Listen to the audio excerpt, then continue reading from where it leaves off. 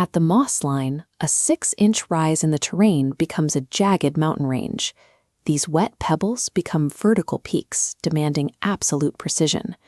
Winter is closing in, and the frost will soon make foraging impossible. Gathering fresh water and high-yield calories now is the only way to survive the coming freeze. Our explorer stands at the edge of the precipice. The cliff face drops straight into the mossy darkness below. The only way across the deepest ravines is over a network of brittle, rotting twigs. They shift and buckle under even the slightest weight. Gravity is the primary threat here. One miscalculated paw step means plummeting straight to the canyon floor. Moving upward requires pulling against sheer rock faces.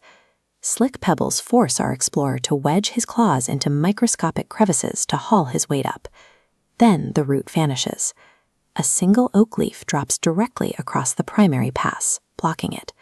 There is no path through it. The only option is to detour off the established route and scramble up the loose, unstable soil of the higher elevations.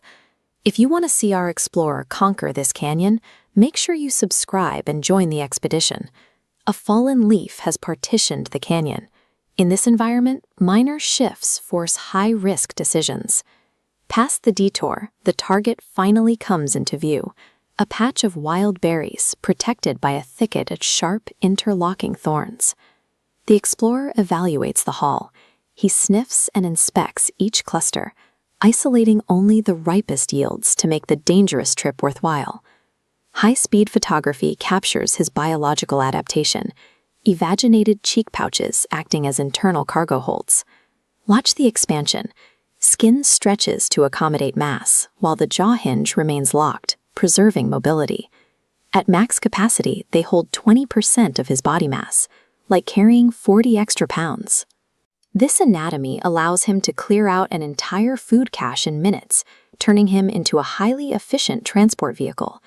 The pouches are packed tight, but just as the harvest is secured, the canyon environment turns hostile. The dirt above gives way. Dozens of pebbles break loose and accelerate down the incline, creating an avalanche that can bury anything in its path. As the dust settles, a thick mist rolls into the ravine. Visibility drops instantly, obscuring the primary route back down. Blind and weighed down by his payload, the explorer relies on scent and memory to feel his way through the darkening canyon walls. The weight of the harvest is now his biggest challenge. Navigating the descent is difficult enough. Doing so with cheeks full of heavy berries requires total physical endurance. After the descent, he reaches the safety of the burrow. The surface threats are left behind. He unloads the cargo. By pressing his front paws against his cheeks, he expels the seeds and berries in a continuous stream onto the floor. The pile is carefully organized. He sorts the wet berries from the dry seeds, knowing that moisture will cause the entire winter supply to rot. Survival is not just about outrunning the danger. It is about the meticulous management of the resources gathered during the trek. Up above, the canyon is now submerged in freezing darkness. Down here, the organized food cache provides the security needed to last through the winter. To reach this grotto, he utilized specialized anatomy and tactical instincts to navigate falling debris and blinding fog. This entire survival strategy relies on these microscale adaptations to overcome the constant hazards of the canyon floor. To see where our tiny explorer goes next, like the video and subscribe to follow the Wildscale Adventure series.